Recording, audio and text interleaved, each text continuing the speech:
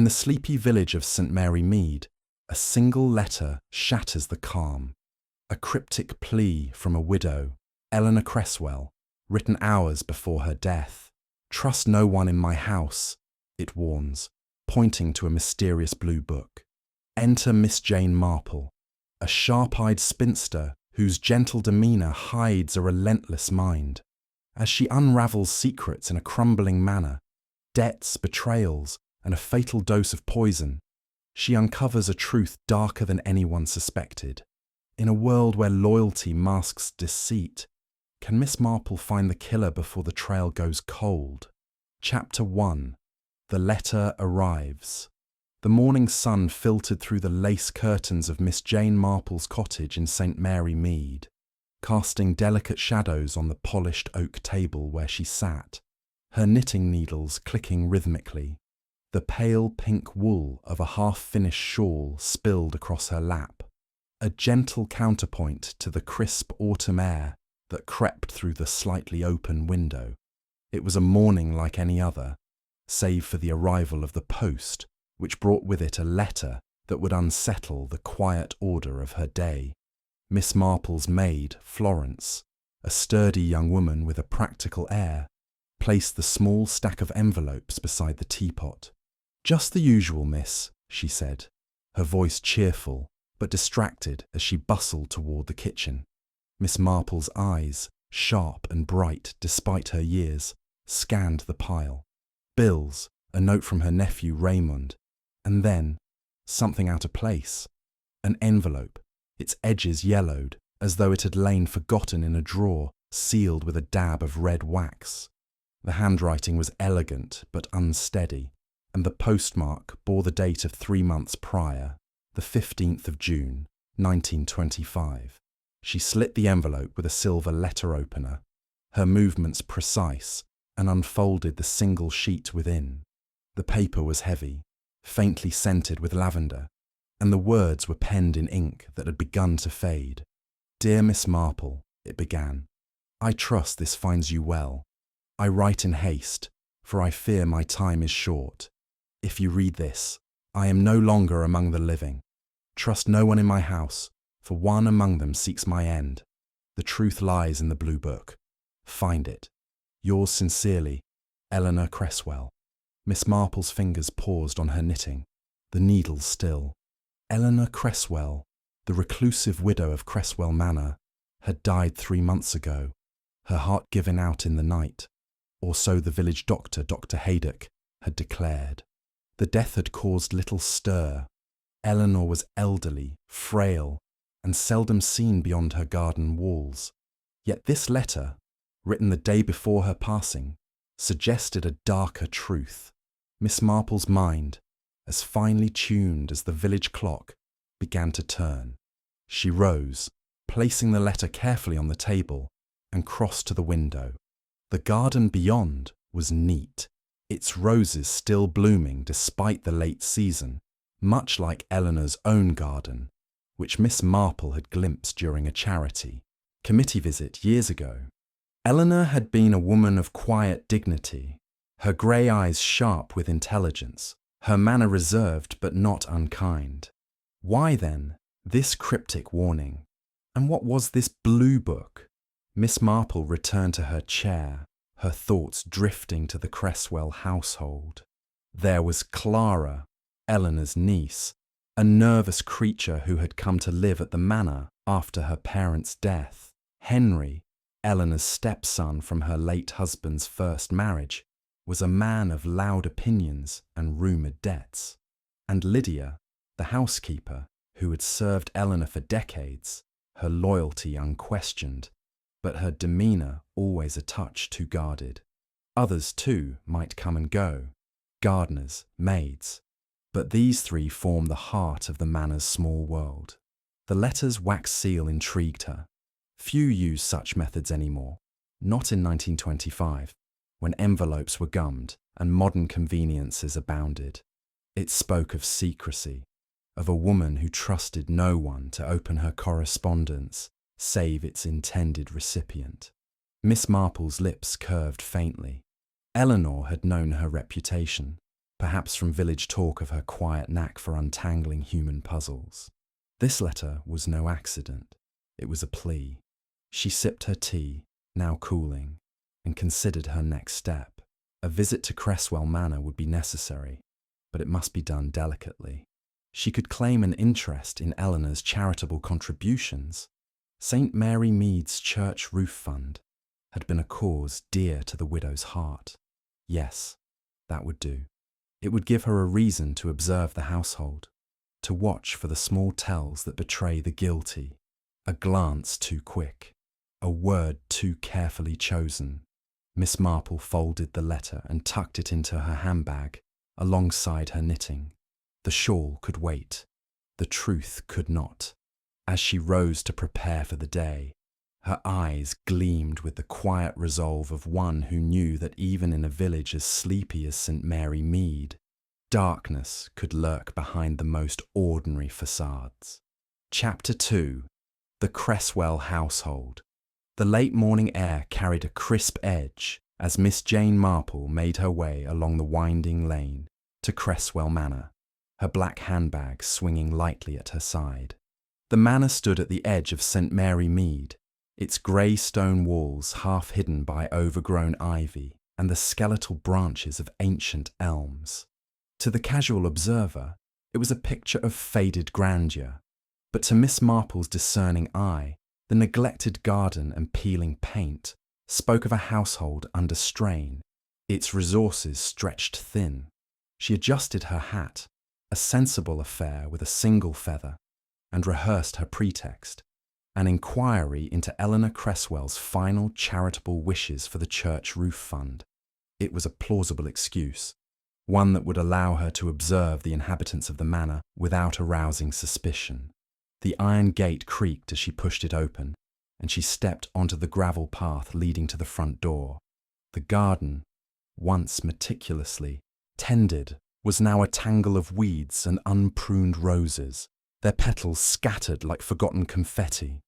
A young man, broad-shouldered and sunburned, was digging near the gate, his movements deliberate but unhurried. Miss Marple noted his calloused hands and the wary glance he cast her way. This, she deduced, must be Tom, the gardener, whose name had surfaced in village gossip as one briefly dismissed but reinstated after Eleanor's death. She offered him a polite nod, which he returned with a curt dip of his head before resuming his work. At the door, Miss Marple pulled the bell, its chime echoing faintly within. The door opened promptly, revealing Clara Cresswell, Eleanor's niece, whose pale face and restless hands betrayed a nervous disposition.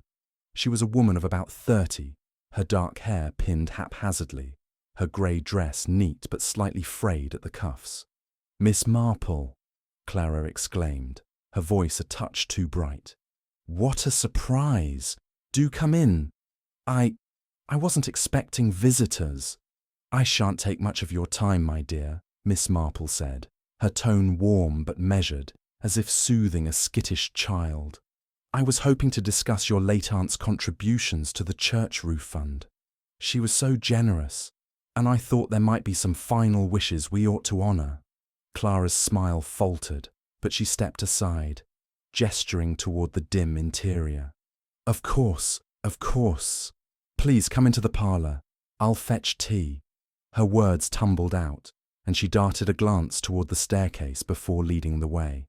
The parlour was a sombre room, its heavy drapes drawn against the morning light, casting long shadows across the faded wallpaper.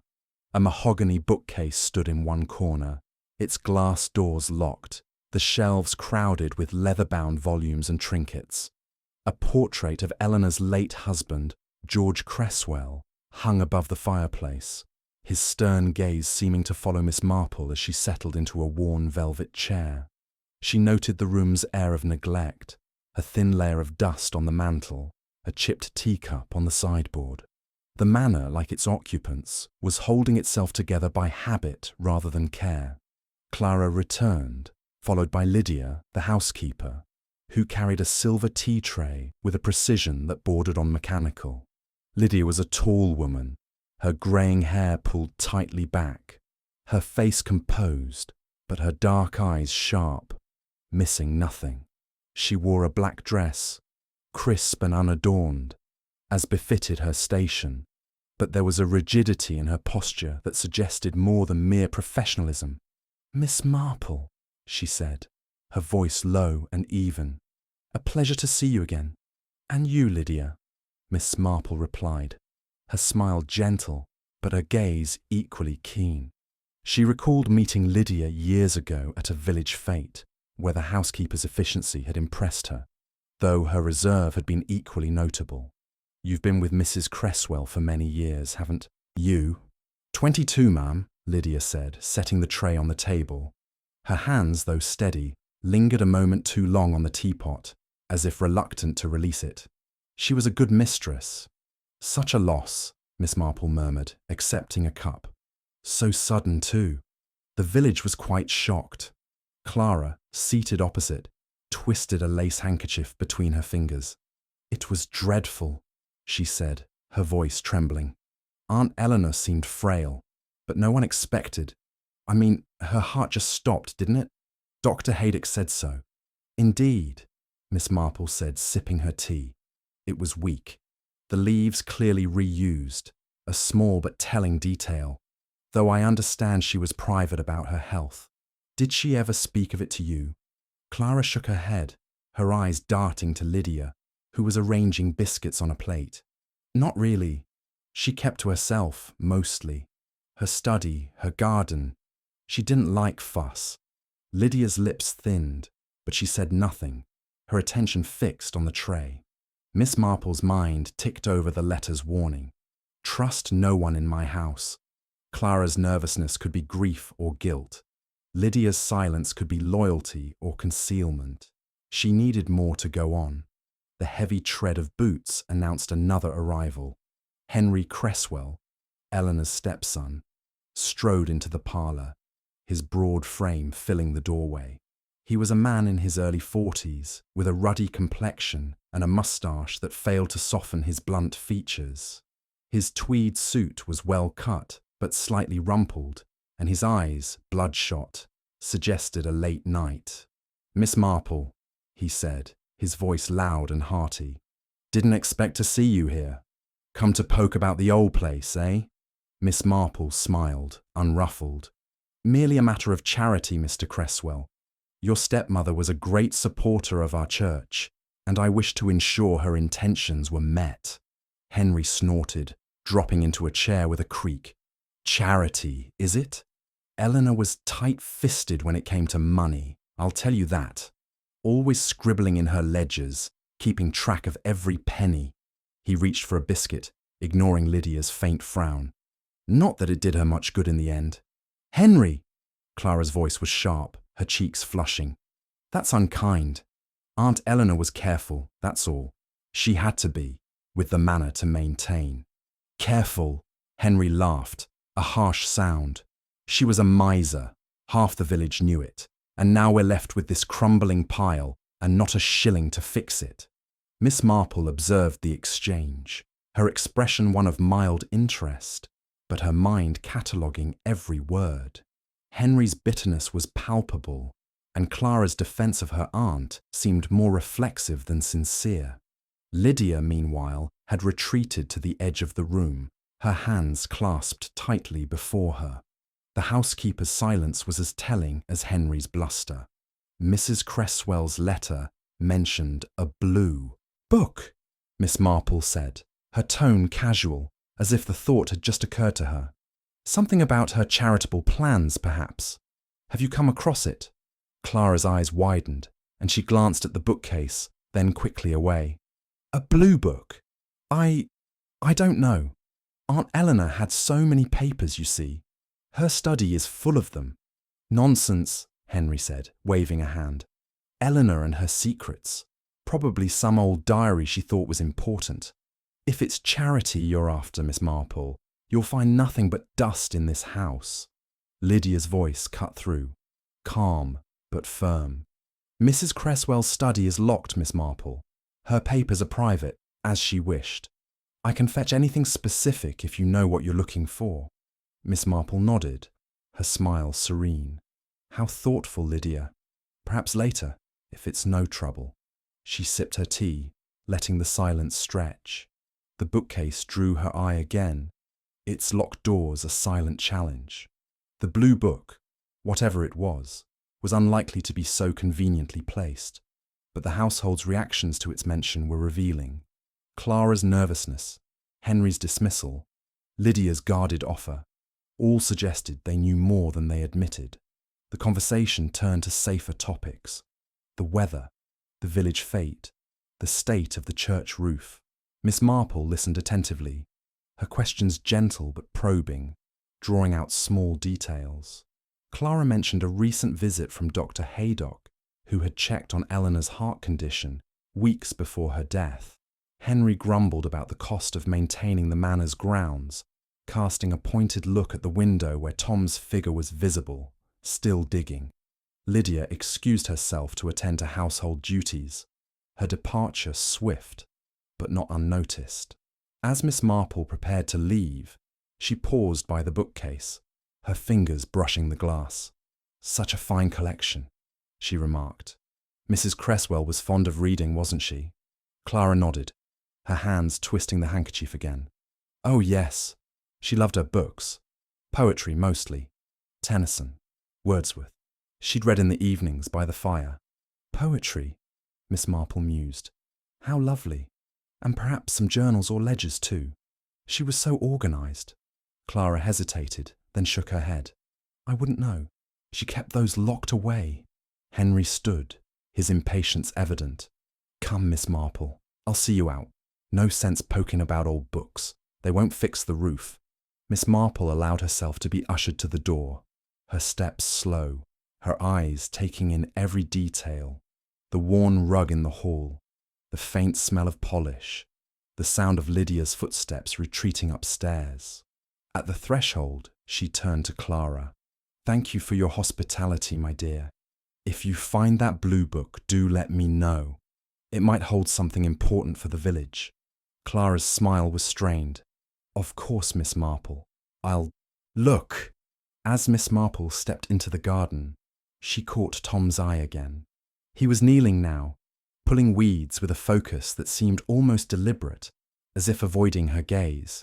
She made a mental note to speak with him later. Gardeners, she knew, often saw more than they were credited for. The walk back to St. Mary Mead was brisk, the autumn leaves crunching underfoot. Miss Marple's mind was alive with impressions: Clara's anxiety, Henry's resentment, Lydia's control, Tom's wariness. The letter's warning echoed in her thoughts: "Trust no one in my house." And she felt the weight of Eleanor's trust.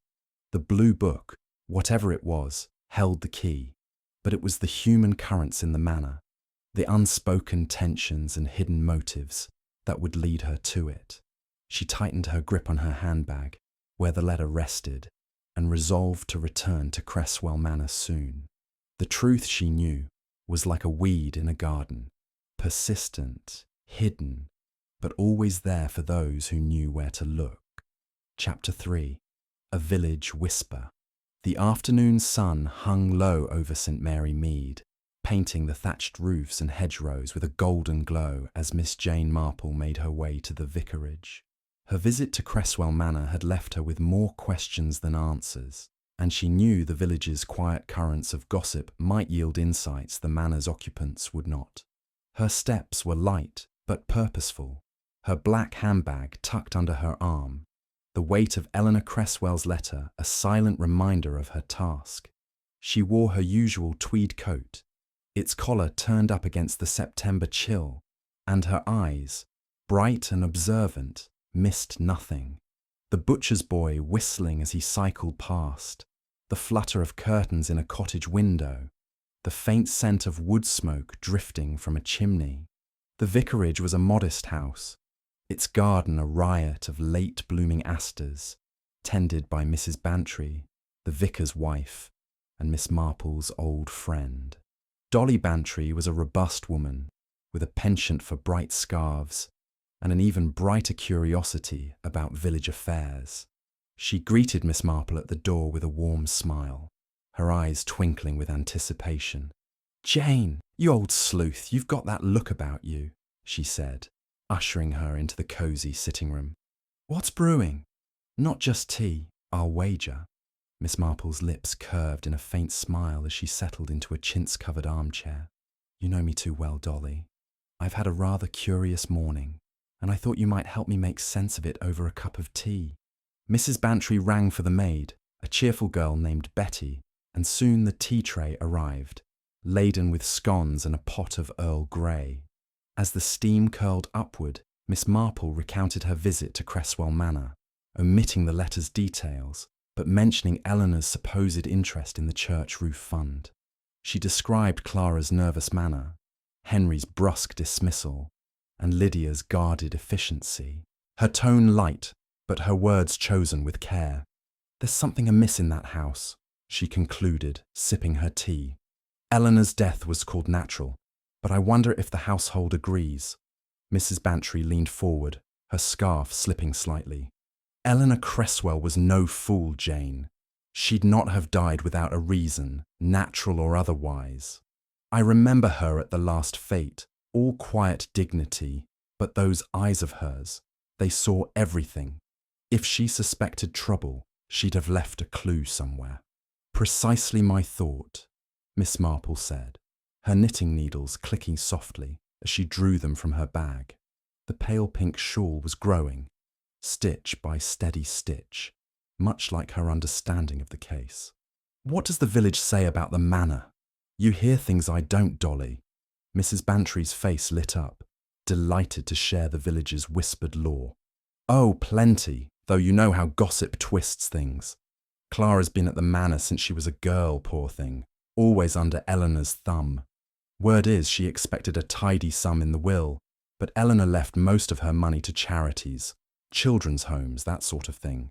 Clara was livid, they say, though she hides it behind that twitchy smile." Miss Marple nodded, her needles pausing. "Disappointment can breed resentment. And Henry," Mrs. Bantry snorted. "Henry Cresswell's a wastrel, always has been. Gambles at cards in Danemouth, owes money to half the county. Eleanor bailed him out more than once, but she'd had enough, or so Mrs. Price at the post office heard. Said Eleanor threatened to cut him off if he didn't shape up." "Interesting," Miss Marple murmured. "A motive, perhaps, though not yet proof. And Lydia? She's been with Eleanor for years, hasn't she?" 22, by her own count," Mrs. Bantry said, spreading jam on a scone. "Loyal as a dog, but there's talk she and Eleanor had a falling out not long before the end. Nobody knows why, Lydia's not one to chatter, but Mrs. Price saw her leaving the chemist's with a face like thunder a week before Eleanor died. Could be nothing, of course.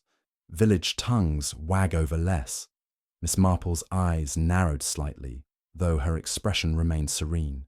A falling out with the housekeeper, a woman with access to every corner of the manor, was worth noting. "And the gardener, Tom. I saw him today, rather guarded." Mrs. Bantry's eyebrows rose. "Tom Blake. He's a quiet one, keeps to himself. There was a fuss a month before Eleanor's death. Henry wanted him sacked, said he was lazy, but Eleanor overruled it. After she died, Clara kept him on, though nobody's sure why. He's good with roses, mind you, but there's something watchful about him. Mrs. Price swears she saw him lingering near the manor's back door at odd hours." Miss Marple filed this away, her mind turning to the letter's cryptic phrase. "The truth lies in the blue book."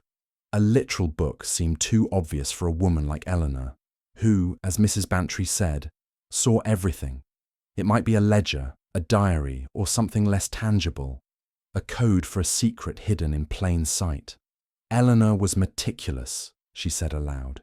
She'd have hidden anything important cleverly, where only the right person would look. Mrs. Bantry nodded, her eyes gleaming. "Like that business with old Mr. Fortescue's will, remember? You found it tucked in a hymn book nobody opened.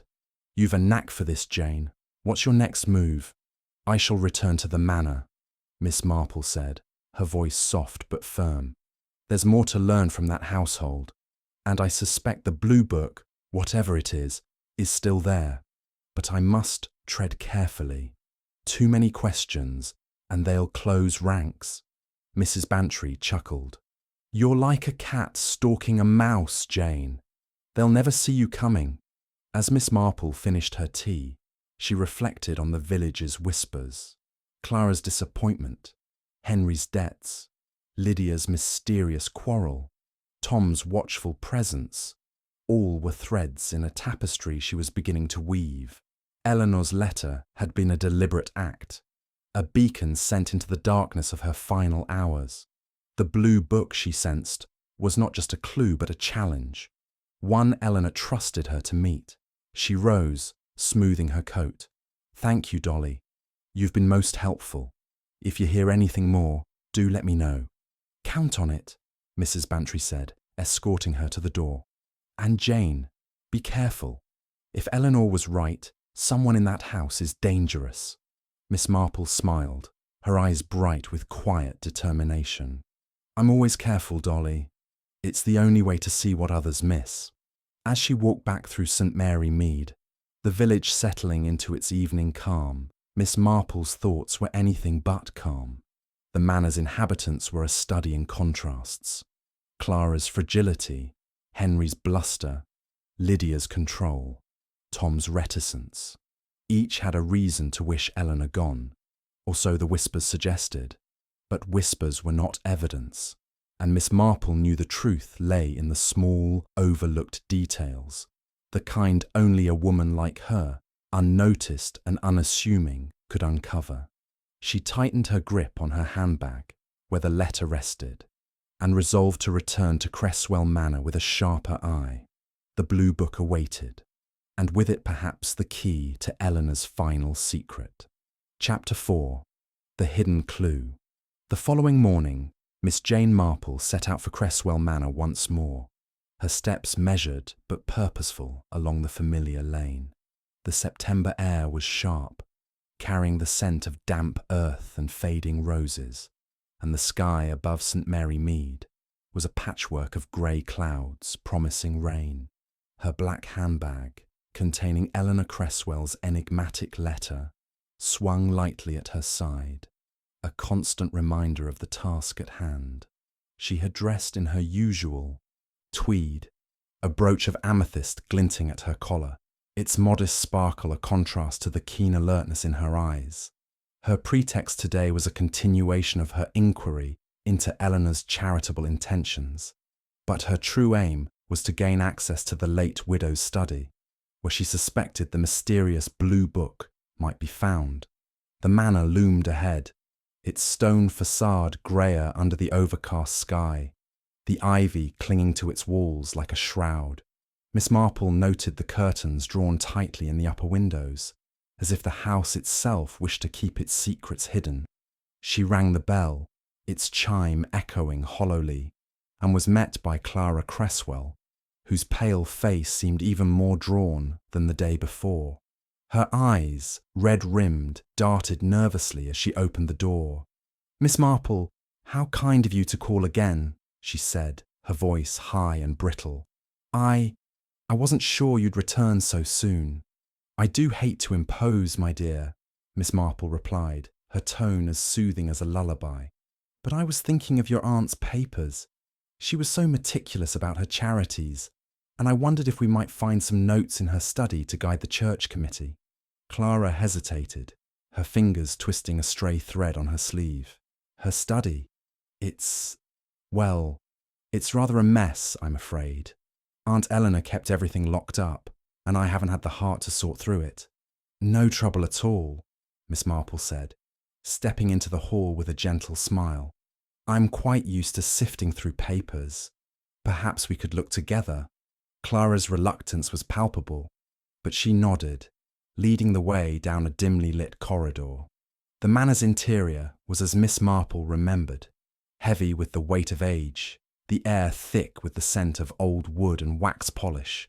Portraits of long-dead Cresswells lined the walls, their eyes stern and unyielding. Miss Marple's gaze lingered on a small table in the hall, where a vase of wilted chrysanthemums stood beside a tarnished silver cigarette case. Small details, she knew, could reveal as much as grand gestures. The study was a small room at the back of the house, its single window overlooking the tangled garden. A heavy oak desk dominated the space, its surface cluttered with papers, an inkstand, and a faded blotter. Shelves lined one wall, crammed with books and ledgers, their spines cracked and dusty.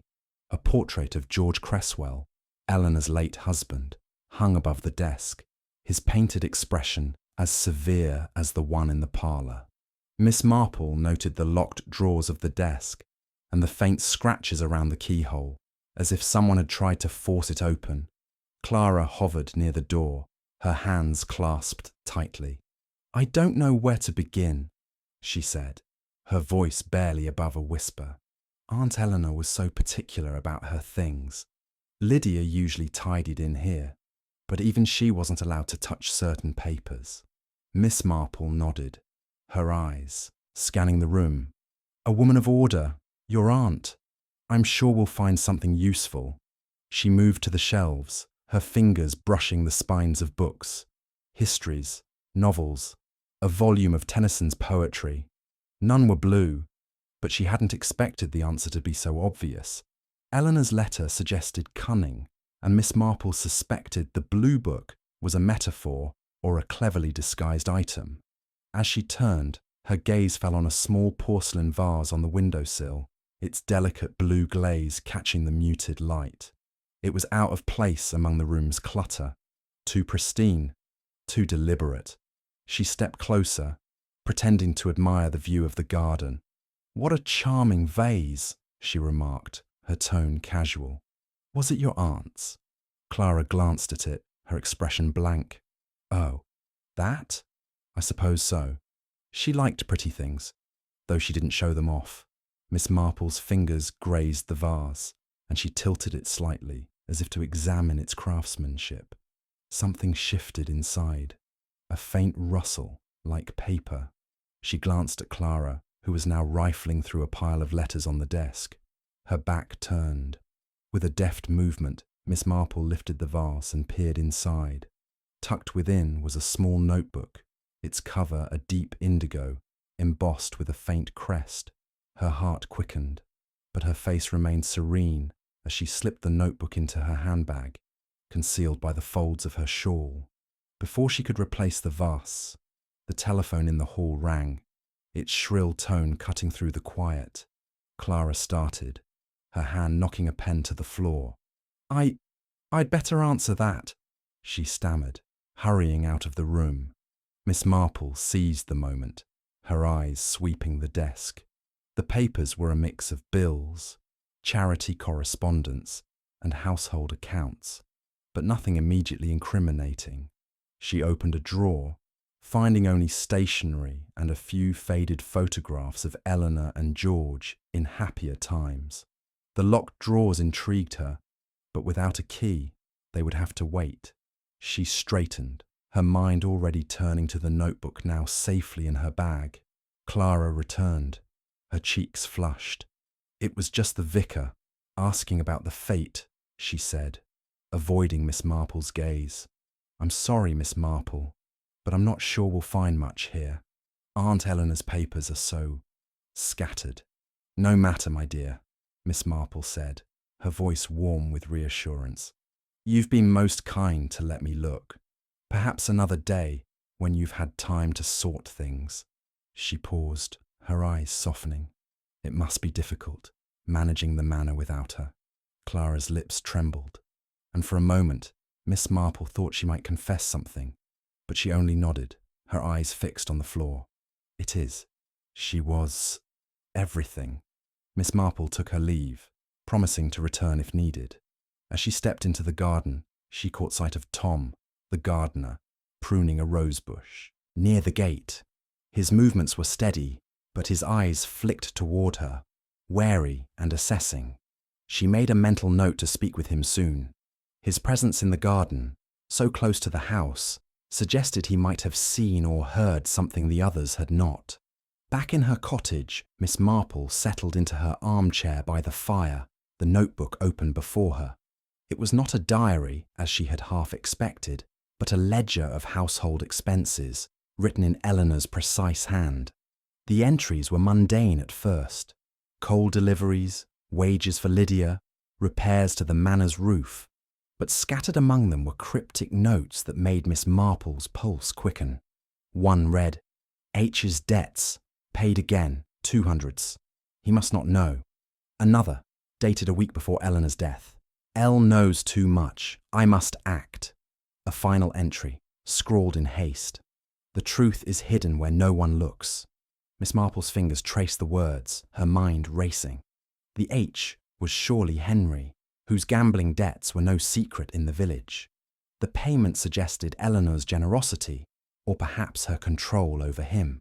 L could only be Lydia, the housekeeper, whose knowledge, whatever it was, had alarmed Eleanor. The final note hinted at another clue, one still concealed. The ledger was the blue book, but it was not the whole truth, only a piece of the puzzle. She closed the notebook, her thoughts turning to the manor's inhabitants.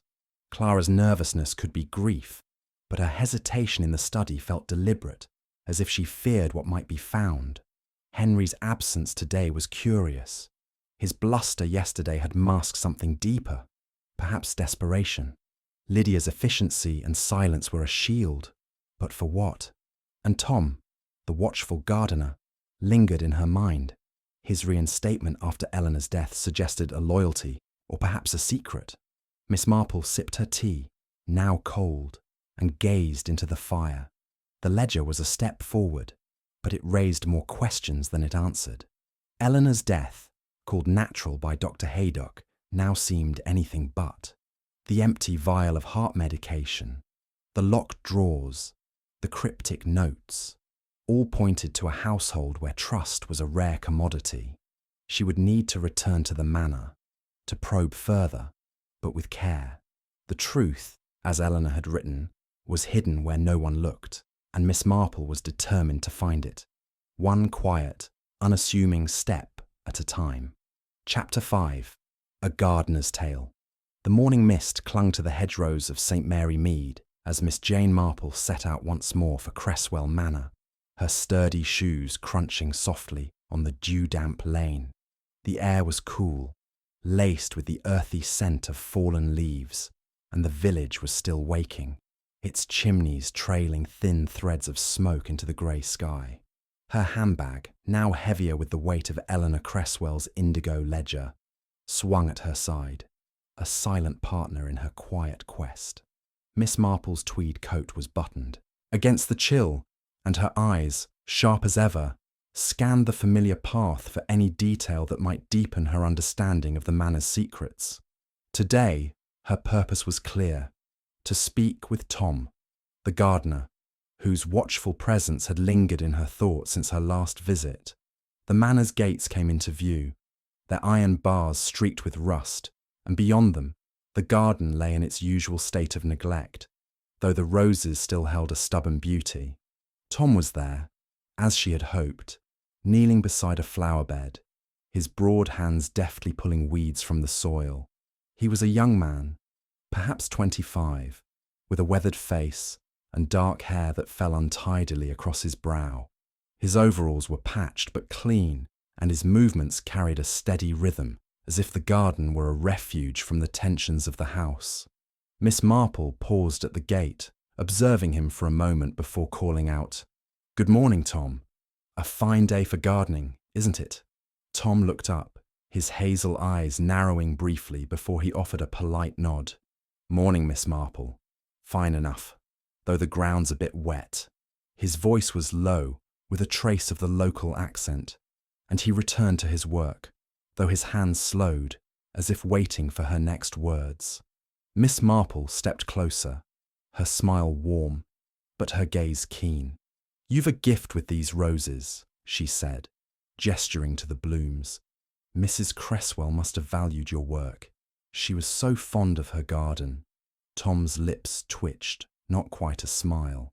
"She was kind, Ma'am. Kept me on when others might have let me go." He plucked a weed, tossing it into a pile, but his eyes flicked toward the manor, a quick, guarded glance. Miss Marple nodded, settling onto a nearby bench as if to rest her legs.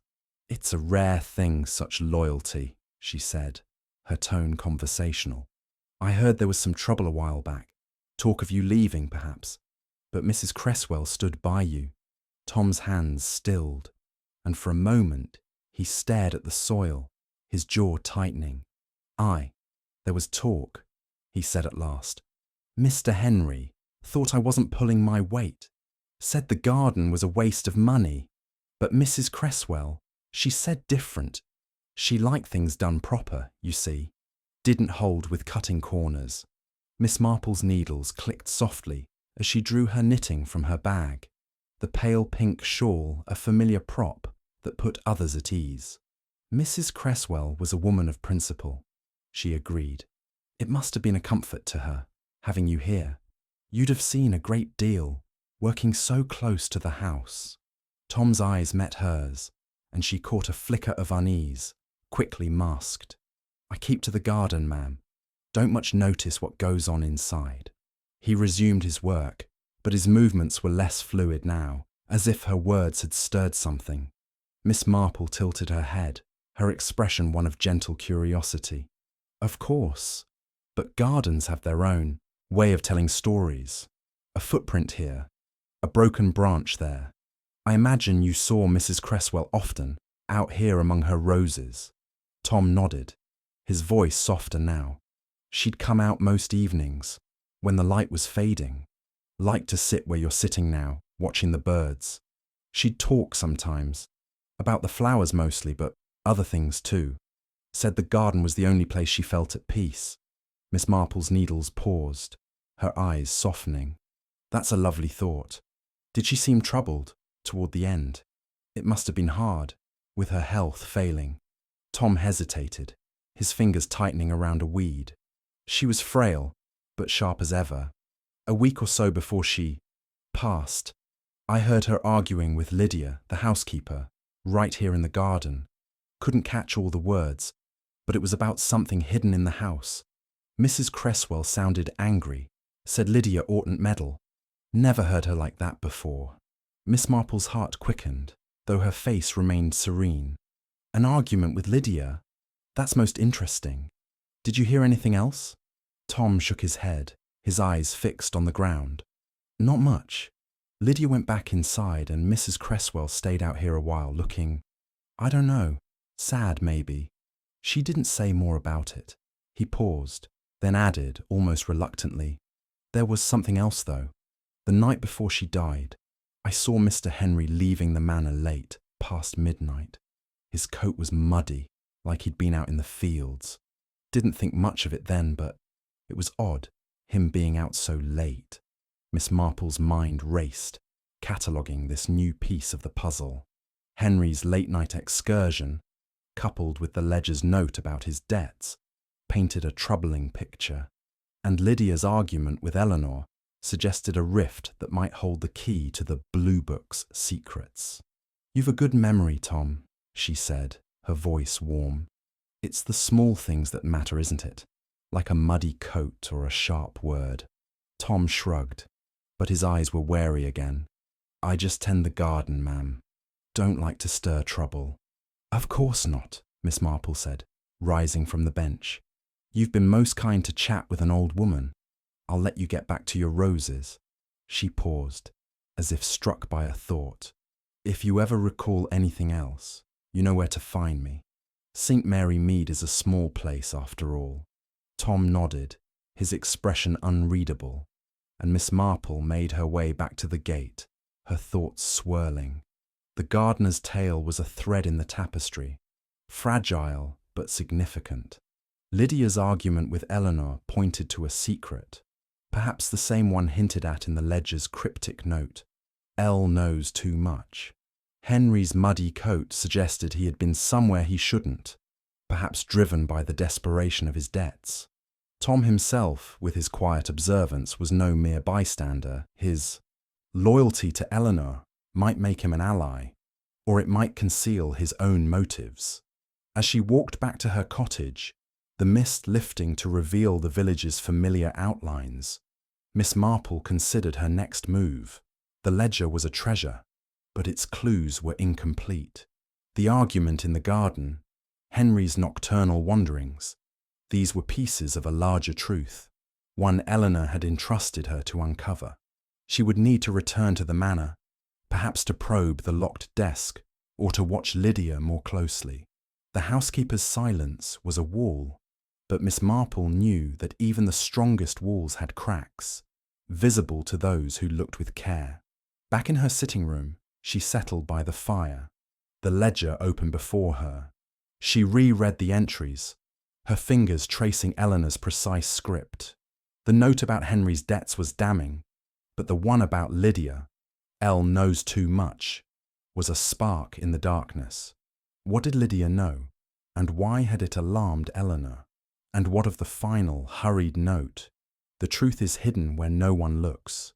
Miss Marple's eyes drifted to her knitting, the pink shawl growing stitch by stitch, and she smiled faintly. The truth, like her knitting, would take shape slowly, but it would take shape. She would find it, not by force, but by the quiet, relentless patience of one who understood the patterns of human nature. Chapter 6. The Locked Desk. The rain that had threatened St. Mary Mead all morning finally arrived as Miss Jane Marple approached Cresswell Manor, a fine drizzle that misted her tweed coat and blurred the outlines of the manor's grey stone walls. It was mid-afternoon, the light dim and the air heavy with the scent of wet earth. Her handbag, now a familiar companion in her quiet investigation, held Eleanor Cresswell's ledger, its cryptic entries a constant prod to her curiosity. Miss Marple's steps were steady, her expression serene, but her mind was alert, piecing together the threads of Tom's tale, the ledger's hints, and the manor's uneasy atmosphere. Today, she aimed to explore the locked desk in Eleanor's study, suspecting it held secrets the ledger only hinted at. Her pretext remained the church roof fund, a cause no one could question without revealing their own unease. The manor's gate creaked as she pushed it open, and she noted the garden's sodden state, the roses bowing under the weight of the rain. Tom was absent, likely sheltering from the weather, and the absence of his watchful presence made the manor seem more isolated, its windows dark and unwelcoming. Miss Marple rang the bell, the sound muffled by the patter of rain, and Clara Cresswell appeared, her face pale and her eyes shadowed, as if sleep had eluded her. "Miss Marple," she said, her voice thin with surprise. "You're out in this weather? Do come in, you'll catch your death." "So kind of you, my dear," Miss Marple replied, stepping into the hall and shaking the rain from her umbrella. "I was passing by and thought I'd check on those papers we discussed. The church committee is eager to settle Mrs. Cresswell's bequests, and I'd hate to delay them." Clara's smile was strained, her hands fidgeting with the hem of her cardigan. "Of course, though I'm not sure we'll find much. The study's still a jumble, but, well, come along." She led the way, her steps hesitant, as if reluctant to revisit the room where Eleanor's presence lingered. The study was as Miss Marple remembered, the oak desk cluttered, the shelves heavy with books, the portrait of George Cresswell glowering from the wall. The air was musty, the window shut against the rain, and a faint smell of ink and old paper hung about. Clara hovered near the desk, her fingers brushing a stack of letters as if to busy herself. "I've not had time to sort these," she said, her voice apologetic. "Aunt Eleanor was so particular, it feels wrong to disturb her things." "Quite understandable," Miss Marple said, her tone soothing as she moved toward the desk. Her eyes fell on the locked drawers, their brass handles dull but sturdy. "Perhaps there's a key somewhere. Your aunt must have kept her important papers secure." Clara's eyes widened, and she shook her head quickly. "I wouldn't know where. She never let me near her desk. Lydia might have a key. She handled most of the household matters." As if summoned by her name, Lydia appeared in the doorway, her black dress crisp despite the damp day. Her face was composed, but her dark eyes were sharp, taking in Miss Marple's presence with a flicker of suspicion. "Miss Marple," she said, her voice even. "Back again. The church fund must be dear to your heart." Miss Marple smiled, unruffled. "It's the small things that keep a village together, Lydia. I was just asking Clara about a key to the desk. There might be something there about Mrs. Cresswell's wishes." Lydia's lips thinned, but she reached into her apron pocket and produced a small brass key, its surface worn smooth. "I keep it for safekeeping," she said, crossing to the desk. "Mrs. Cresswell trusted me with it." She unlocked the top drawer with a deft movement, her eyes never leaving Miss Marple's face. The drawer slid open, revealing a neat stack of envelopes, a few receipts, and a small glass vial, empty, its label faded but legible. Digitalis, for Mrs. E. Cresswell. Miss Marple's heart quickened, though her expression remained one of mild interest. Digitalis, she knew, was Eleanor's heart medication, prescribed by Dr. Haydock. An empty vial was not unusual, but its presence in a locked drawer, coupled with the ledger's hints, was suggestive. "Oh my," she said, her voice soft. "Her medicine. Was it often kept here?" Clara glanced at the vial, her face paling. I don't know. Aunt Eleanor took it regularly, but I thought the bottle was in her room. She was so careful with it." Lydia's hand paused on the drawer, her posture stiff. "It must have been misplaced," she said, her tone flat. "I tidied her things after she passed. I didn't think to check the desk." Miss Marple nodded, her eyes lingering on the vial. "Of course, grief can make us overlook such things." She turned to the other drawers, which Lydia opened with the same key. They contained more papers, bills, a few old letters, nothing immediately incriminating. But Miss Marple noted the careful order, as if someone had recently gone through them.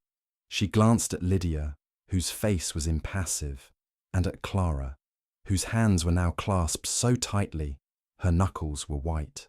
"These papers are so well organised," Miss Marple remarked, her tone admiring. "Your aunt was a woman of precision, wasn't she? I imagine she kept everything important close at hand." Clara nodded, her voice barely audible. "She was. She didn't trust easily, not even us." Lydia's eyes narrowed, but she said nothing, closing the drawers with a soft click. Miss Marple's mind raced. The empty vial was a clue, but not proof. Digitalis, in the wrong dose, could stop her heart, mimicking a natural death. The ledger's note, "L knows too much," echoed in her thoughts, and Lydia's quick production of the key suggested either innocence or a calculated readiness. Clara's fear, meanwhile, seemed to deepen with every moment spent in the study. Miss Marple turned to the shelves, her fingers brushing the spines of books as if in idle curiosity. "Such a fine collection," she said. "I found a little notebook the other day, blue, with a crest. It had some of Mrs. Cresswell's accounts. I wondered if there might be more like it." Clara's head jerked up, her eyes wide. "You found it? Where was it?" "In the study," Miss Marple said vaguely, watching their reactions. "It was most helpful, but I thought there might be others." Lydia's expression hardened, though her voice remained steady. "Mrs. Cresswell kept only one ledger to my knowledge. If you found it, that's all there is." Miss Marple nodded, her smile serene. "Of course, I must have misread something." She sensed Lydia's tension, a crack in her controlled facade, and Clara's alarm was equally telling. The notebook had struck a nerve, but she would press no further today. She needed to consult Dr. Haydock about the vial and its implications. As she prepared to leave, Henry Cresswell appeared, his heavy footsteps announcing him before he entered the study. His face was flushed, his tie askew, and the faint smell of whiskey clung to him. "Miss Marple," he said, his voice loud but unsteady. "Still sniffing about. The church won't get a penny more from this house, I'll tell you that." "Henry, please," Clara said, her voice sharp with embarrassment. Miss Marple's only trying to help. Miss Marple's eyes twinkled with quiet amusement. No trouble at all, Mr. Cresswell. I was just leaving. You've all been most kind. She noted Henry's absence earlier, likely at the card tables in Danemouth, given his dishevelled state, and the mud on his boots, a faint echo of Tom's story about a muddy coat. She stepped into the rain, her umbrella shielding her as she made her way back to the village. The vial, the ledger, the locked desk, all were pieces of a puzzle that pointed to something darker than a natural death. Lydia's quickness with the key, Clara's fear, Henry's absence, they were all threads, tangled but leading somewhere. Miss Marple's thoughts turned to Dr. Haydock, who might confirm whether an overdose of digitalis could have gone undetected.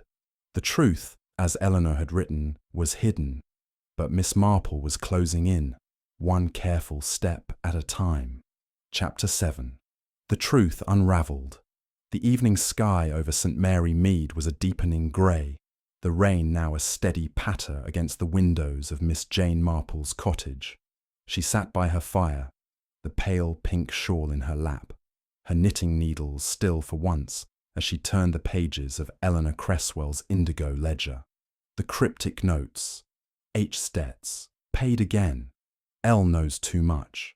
The truth is hidden where no one looks, had taken on a sharper edge since her discovery of the empty digitalis vial in the Manor's locked desk.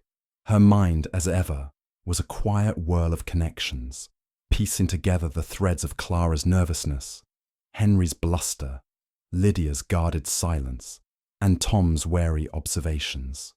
The letter's warning, "Trust no one in my house," echoed like a refrain, and Miss Marple knew the time had come to test her suspicions. She invited Dr. Haydock to tea, knowing his medical expertise would clarify the vial's significance. The doctor, a bluff man with a kind face and a no-nonsense manner, arrived promptly, shaking rain from his coat. Over steaming cups of Darjeeling, Miss Marple shared the essentials. Eleanor's letter, the ledger's hints, and the empty vial.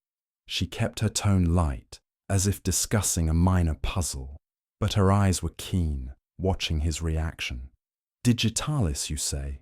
Dr. Haydock frowned, turning the vial in his hands.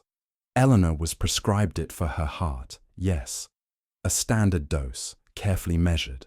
This bottle should have lasted her a month. It was filled 2 weeks before her death. If it's empty, that's concerning. Could an overdose mimic a heart attack? Miss Marple asked, her voice soft but direct. Haydock nodded gravely. Indeed. Too much digitalis slows the heart, sometimes fatally, and the symptoms could pass for natural failure, especially in an elderly woman with a known condition. But there'd be traces in the body, vomiting perhaps, or irregular pulse, if anyone had looked closely. Miss Marple's lips pursed. And no one did. Not beyond the basics, Haydock admitted. Her death seemed straightforward. No autopsy was ordered. Exhumation could confirm it, but we'd need stronger evidence to justify it. Miss Marple nodded, her mind already turning to the Manor's inhabitants. The vial, coupled with the ledger's notes, suggested someone had tampered with Eleanor's medication. But who? Henry, with his debts and muddy coat. Lydia, with her access and mysterious knowledge. Clara, with her nervous silence. She thanked Haydock, promising to share any further findings, and resolved to confront the household directly. The truth, she sensed, was close, and a careful nudge might unravel it. The next day, under a sky still heavy with clouds, Miss Marple returned to Cresswell Manor. Her pretext a final review of Eleanor's charitable papers. She had telephoned ahead, ensuring all would be present, and was met by Clara, whose pallor was now almost ghostly. "Miss Marple," Clara said, her voice trembling, "you're so persistent. I hope we can settle this today." "I hope so too, my dear," Miss Marple replied, her smile gentle, but her eyes sharp as she stepped into the parlour. The room was as dim as ever, The locked bookcase, a silent sentinel in the corner. Henry was there, sprawled in a chair, his eyes bloodshot and his manner surly. Lydia stood by the tea tray, her posture rigid, while Tom lingered near the door, summoned at Miss Marple's request under the guise of discussing the Manor's Garden Fund. She began with pleasantries, complimenting the tea and the roses visible through the window, but her tone soon shifted to quiet authority. "I've been thinking about Mrs. Cresswell's letter," she said, producing it from her handbag and watching their faces. Clara's hands twisted her handkerchief. Henry's jaw tightened. Lydia's eyes narrowed. Tom shifted uncomfortably. She wrote of a danger in this house, of someone seeking her end. She mentioned a blue book, which I found, a ledger, most revealing. She held up the indigo notebook, its crest glinting faintly. It speaks of debts paid, secrets kept, and truths hidden. But it's this. She drew the empty vial from her bag.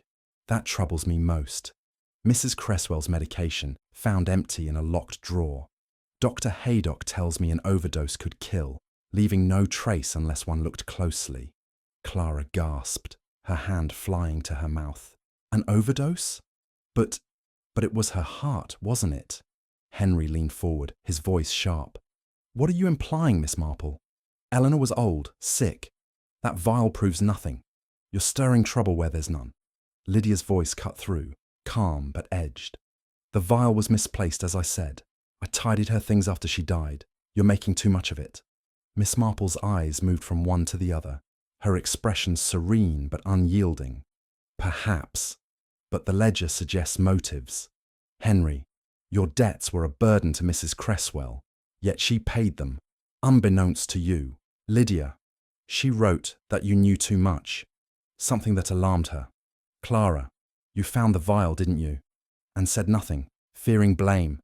The room froze, the air thick with tension. Clara's eyes filled with tears, and she nodded, her voice breaking. I found it in her room, empty, the morning she died. I was afraid they'd think I'd done something. I hid it in the desk.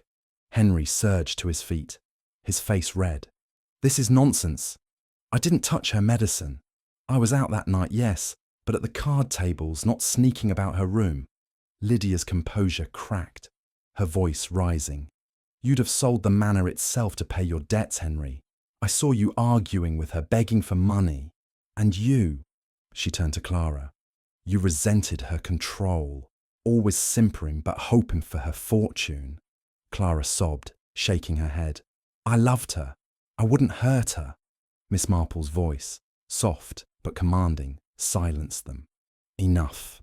The ledger and the vial tell a story, but it's the letter that points the way. Eleanor feared someone in this house, and I believe it was you, Lydia. You knew she suspected Henry's desperation, perhaps even Clara's resentment. You used that to cover your own act, replacing her pills with a fatal dose, knowing it would look natural. Lydia's face drained of colour, her hands clenching. You've no proof, she said, but her voice wavered. Miss Marple's eyes were steady. You had the key to the desk, access to her room, and a motive. Eleanor wrote that you knew too much, perhaps about her plan to change her will, to dismiss you for some betrayal. Tom heard your argument in the garden, and the vial's emptiness speaks for itself. Lydia's shoulders sagged, and she sank into a chair, her face crumpling. She was going to send me away, she whispered. After all my years of service, she thought I'd betrayed her trust. Over a trifle, a letter I'd read by mistake. I couldn't lose everything. I only meant to make her ill, to keep her dependent on me. I didn't know it would kill her. The room was silent, save for Clara's soft sobs and the rain against the windows.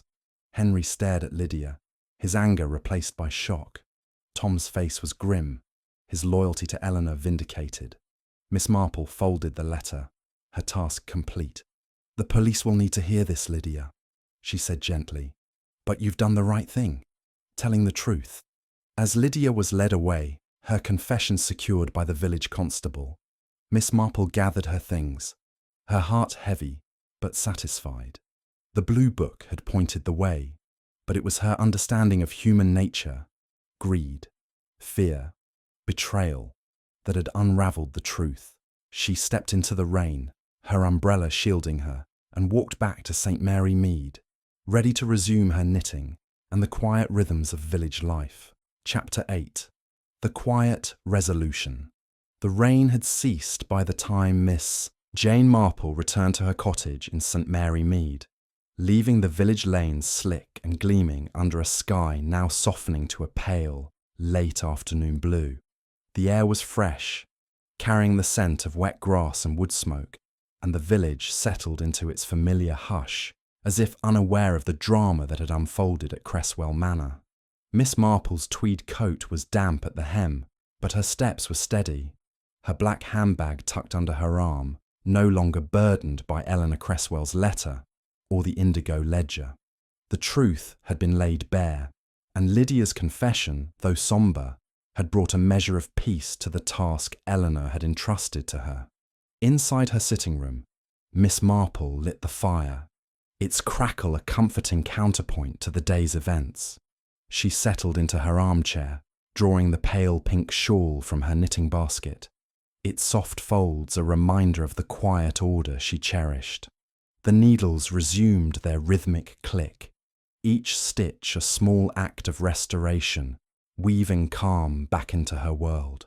Yet her mind, ever active, retraced the steps that had led to Lydia's unmasking, testing the pattern for any loose threads.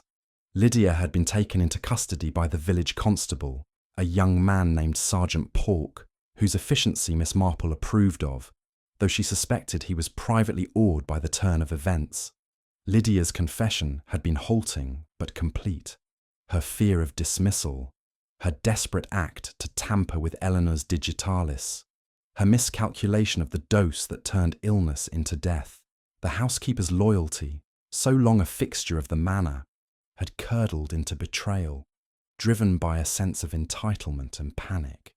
Miss Marple felt no triumph in the outcome, only a quiet satisfaction that Eleanor's final plea had been answered. The village, of course, buzzed with the news, as villages do.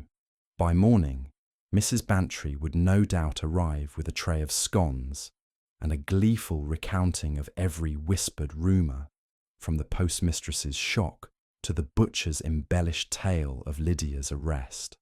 Miss Marple smiled faintly at the thought. St. Mary Mead thrived on such stories, but she preferred the truth, unadorned and precise, like the neat stitches of her shawl. Her thoughts turned to the other players in the drama.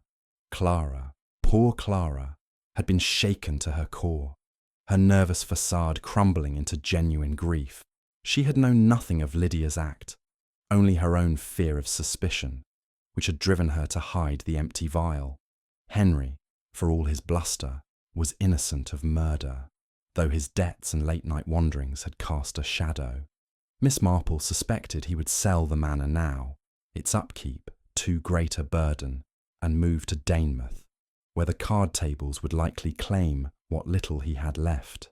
Tom, the gardener, had proven a quiet ally, his loyalty to Eleanor evident in his reluctant but crucial revelations. She made a mental note to send him a cutting of her own roses, a small gesture for his honesty. The indigo ledger, now in Sergeant Pork's hands, had been the key, its cryptic notes a map to Eleanor's fears. The blue book was no metaphor after all, but a literal record of the household's tensions, Henry's debts, Lydia's knowledge, the hidden truth of a planned dismissal. Yet it was Miss Marple's understanding of human nature, honed by years of observing the small dramas of St. Mary Mead, that had traced the ledger's hints to their conclusion. Greed, fear, loyalty, twisted into betrayal. These were the currents that ran beneath the manor's faded grandeur, and she had navigated them with the patience of one who knew where to look. She paused her knitting, her eyes drifting to the fire. Eleanor Cresswell had been a woman of foresight, her letter a final act of trust in an old woman whose unassuming air belied a sharp mind. Miss Marple felt a pang of sadness for her, alone in her final days, sensing danger, but powerless to stop it. Yet she had not been powerless entirely. Her letter had reached its mark, and the truth had been found. The clock on the mantel chimed softly, marking the hour. Miss Marple rose, setting her knitting aside, and prepared a fresh pot of tea. The village would talk, the manor would change hands, and life in St. Mary Mead would resume its gentle rhythm. She glanced at her knitting basket, where a skein of pale blue wool waited, a new shawl already taking shape in her mind. With a contented sigh, she poured her tea, the fire's warmth wrapping around her like an old friend. The case of the widow's last letter was closed, and Miss Marple, as ever, was ready for whatever puzzle the village might bring next.